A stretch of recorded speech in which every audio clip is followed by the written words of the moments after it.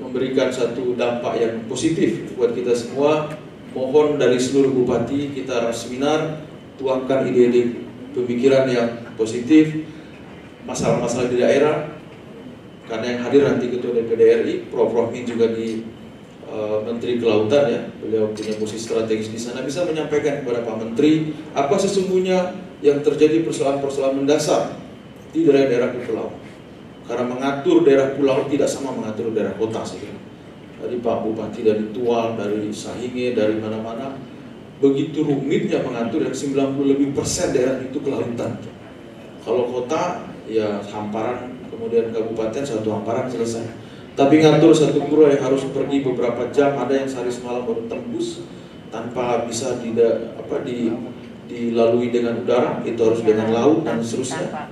Nanti balik lagi ke kota juga memakan waktu. Nah, ini luar biasa lah dinamika yang terjadi di daerah kepulauan. Dan alhamdulillah kita bisa berhimpun di aspek Sindo ini untuk itu semua.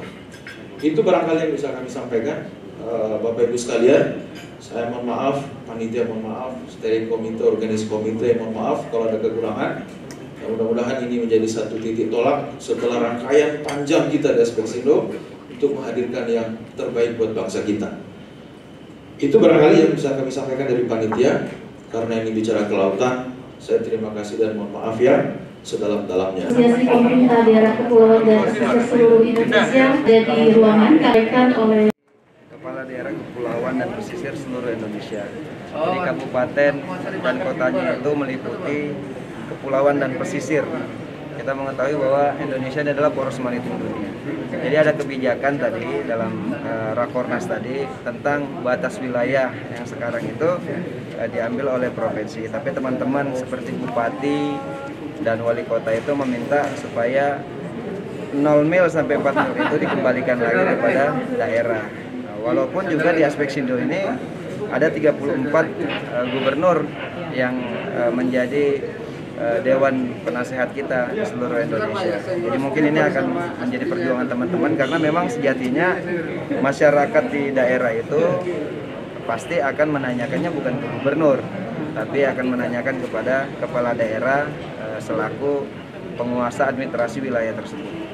Di samping itu tantangan kita banyak sekali yang ingin kita rapatkan di hari ini tentang Munas juga, Musyawarah Nasional Aspek Sindo, kemudian juga RUU Kepulauan nih. Nah, jadi perjuangan kita ini adalah di sini untuk memasukkan kepada DPR RI tentang kesejahteraan masyarakat, bantuan-bantuan nelayan pada masyarakat, peningkatan untuk masyarakat di kepulauan dan pesisir. Karena rata-rata statement orang ketika ditanyakan dia itu nelayan atau orang pesisir, pasti kita mengetahui pasti dia rata-rata di bawah garis kemiskinan.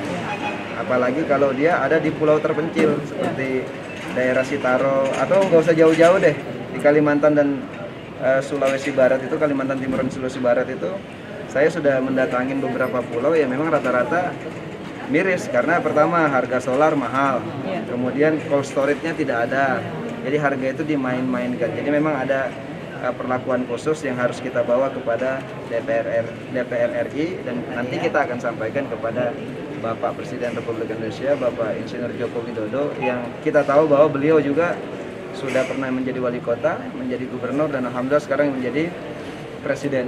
Dan beliau juga mencanangkan bahwa Indonesia ini menjadi poros maritim dunia. Selama aspek Sindo ini berjuang, RUU Kepulauan ini sudah masuk prolegnas yang tidak pernah dibahas dan tidak pernah diperjuangkan. Jadi ada pandangan khusus di aspek Sindo ini.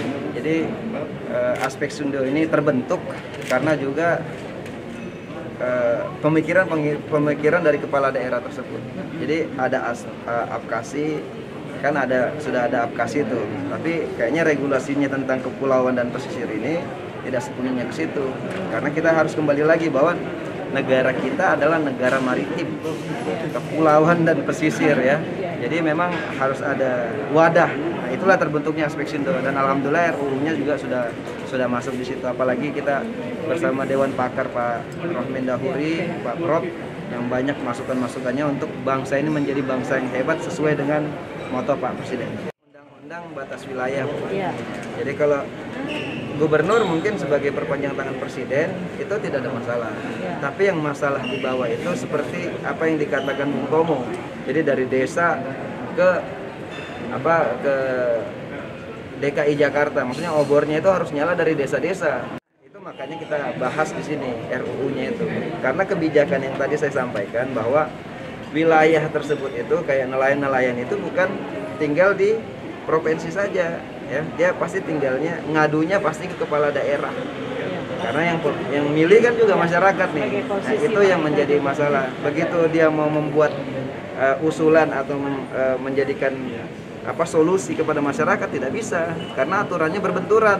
Nah, ini yang harusnya kita selesaikan agar benturan ini tidak lari menjadi nasional. Karena kalau dia terbentur di bawah pasti akan susah naik ke atas. Tapi kalau dia terbuka di bawah, maka regulasi dan apa yang dipikir oleh Bapak Presiden itu akan mulus sampai ke bawah.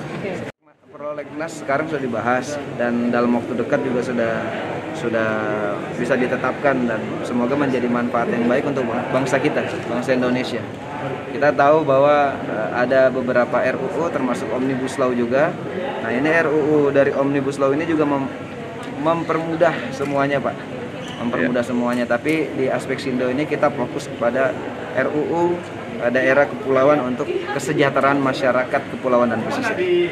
Sebenarnya masalahnya itu adalah masalah sumber daya manusia kita sendiri. Jadi ide kreatif daripada kepala daerah itu sendiri. Seperti kita ingin memunculkan namanya cold storage, ya. Kemudian kapal nelayan. Kita kan sekarang kita masih bangga dengan pakai kapal nelayan kayu. Harusnya kan kita sudah pakainya tuh GT-nya yang besar, sudah pakai teknologi, tidak ditarik lagi. Nah, ini yang saya bilang perkembangan dari teknologi itu harus kita tingkatkan. Jangan lagi kita pakai teknologi tradisional. Mereka memilih, masyarakat saya yakin memilih tradisional karena memang kemampuan pendanaannya yang tidak ada. Coba bayangkan kalau pemerintah daerah, apalagi Presiden Republik Indonesia itu mengubah regulasinya itu, sudah tidak lagi mewajibkan untuk memakai kapal kecil, Pak. Jadi kita harus pakai kapal yang sudah teknologi seperti yang kita lihat, teknologi Jepang seperti apa, bahkan Filipina sekarang ya, Thailand. Kita masih bangga dengan tradisional. Jadi kalau seandainya ada penganggaran dan ada pembinaan kepada masyarakat nelayan tersebut untuk mengupgrade teknologi tersebut, pertama yang diuntungkan adalah ekonomi masyarakat kita, ya. Kemudian keuntungan kita juga daerah. Kalau daerah untung, pasti negara juga untung. Ini teknologi yang seperti itu. Kemudian di samping itu banyak sebenarnya kalau dari teknologi kita yang kita pakai semuanya ini kan kebanyakan Samsung, Apple, handphone ya. Begitu juga komputer di rumah, TV di rumah. Nah, harusnya kita membuat juga suatu peraturan itu sebagaimana masa Korea Utara bisa ya membuat regulasi seperti itu. Kita kembangkan dong. Sedangkan pasar dunia terbesar keempat itu kan Indonesia. Kenapa kita harus takut? Jadi di akhir jabatan ini memang tadi ada teman-teman mau mengusulkan bahwa harus dilanjut karena perjuangannya kan memang tidak mudah untuk menyatukan kepulauan-kepulauan ini, dan alhamdulillah sekarang di usia 3 tahun kita sudah mempunyai 300 hampir 400 anggota Aspek Sindo yang semua dewan pembinanya itu adalah 34 provinsi dan kita langsung di bawah presiden. Asosiasi ini adalah rangkaian bagaimana kepala daerah di seluruh Indonesia itu ingin membuat negara kita ini menjadi poros maritim dunia. Karena harus ada wadah sebagai ujung tombak pemerintah itu menyuarakan ini. Dan kami juga dengan teman-teman mahasiswa dan lain-lain di garis milenial juga memberikan pemahaman bahwa Indonesia ini adalah negara maritim. Harusnya kita bisa merdeka di sistem pertanian kita yang dulu Panding Father kita sudah merencanakan membuka pertanian dan lain-lain, tinggal sistem kelautan harusnya diteruskan. Di kelautan ini sangat kaya, Pak, karena ikan itu tidak kita kasih makan ya, kita tinggal ngambil, tapi harus ada aturan-aturan untuk menjaga kelestarian alamnya, seperti kita tidak lagi merusak terumbu karang dan lain-lain. Harusnya ada pendampingan. Jadi untuk membahas itu sangat global dan panjang sekali. Jadi dilaksanakan, Pak.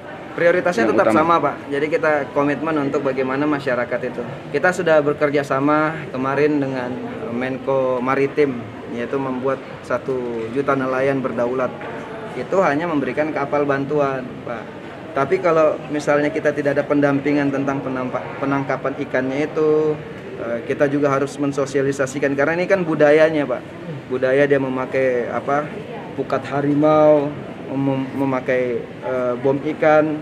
Sebenarnya banyak yang harus ada pendampingan itu, karena kalau kita lihat juga ketika kita menjadi nelayannya sendiri kan tidak segampang itu mendapat ikan. Memang ada teknik-teknik sendiri.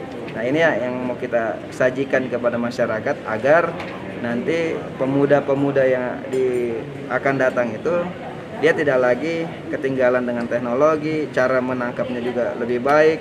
Sedangkan manusia sekarang ini bertumbuhnya kan sangat pesat, Pak. Ketahanan pangan kita harus besar. Nah, karena kita bayangkan kita sudah 300 juta penduduk ya. Kalau kita tidak siap dengan ketahanan pangan, bagaimana nanti ke depannya? Jadi di bidang pertanian dan kelautan itu, pertanian mungkin sudah banyak yang lirik, tapi kelautan ini sangat sedikit yang menyuarakan. Maka kita akan menyuarakannya di aspek situ.